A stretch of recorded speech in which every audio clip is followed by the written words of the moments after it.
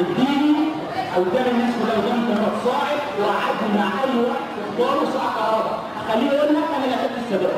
صاع احنا اقتحمنا كهرباء. معانا كهرباء تقضي مصر لمده 20 ساعه 20 سنه. يا فندم غير كده الفيديوهات ديت تملك كلها تكتيك الراس. قعدت 12 يوم كده توصل. بعد 12 يوم دول اول ما دخلت كان اخويا قعد 3 شهور ونص، دخلت ضابط امن الدوله قال لي خلي كل حاجه تمشي زي ما هي واعمل كل حاجه ملزمه. قلت له يا فندم قال لي هشيل نادي العام. قلت له طب ليه مش ظلم؟ قال لي هشيلها انا هشيلها. وانا عايز اقول لحضرتك في هنا في المحكمه امين الشرطه كان معانا في تظلم وعذبنا، لو عايز مع حضرتك اطلعه هطلعه، بس عايز حضرتك يعني مش عارف هيحصل ايه لما تقسمني بعد ما قلت الكلمه دي. إنا لله وإنا إليه راجعون.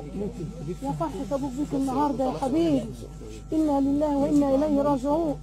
الحمد لله الحمد لله الحمد لله الحمد لله. خلاص يا ام عبد الرحمن عايزه تقعدي؟ خلاص سيبوها سيبوها على الحيطه. مش عارفه. نعم والله انا حلوه. كويسه يا جماعه.